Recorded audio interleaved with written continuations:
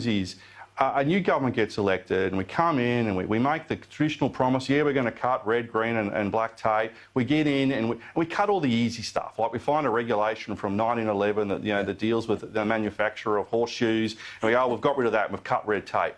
And we give ourselves a pat on the back. And then in the next stage, we do nothing because it all becomes a bit too hard and the initial zeal's gone. And the third stage is we actually increase red tape. That's right. I shouldn't do a bit of self-criticism here, but sometimes us Conservative governments are as bad as the Labor governments.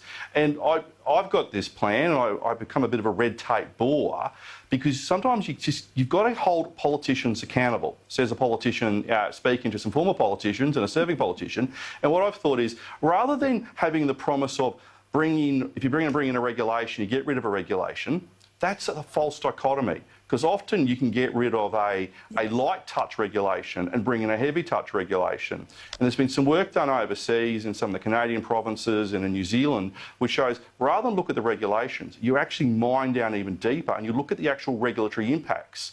This actually impacts on how people's lives are prescribed effectively by the bureaucrats in Canberra or Brisbane or whichever the council is, and you count them. It sounds really, really boring, but you do an audit of them all. And so then the Minister for Farm Implements is told, you've got 3,000 regulatory impacts in your portfolio. Well, your job is to reduce them. And each 3 or 6 months, they report back to Parliament in terms of how many of these regulatory impacts they've cut. Because you've got to hold us to account. Because often we just do the motherhood statements, and you need to use, you need the data to push people and drive people and hold politicians and bureaucrats to account. Well, amen to that. You know, your soul has just been polished up quite nicely, James McGrath, because confession is good for the soul. Yes. I mean, Colin Tingle, this is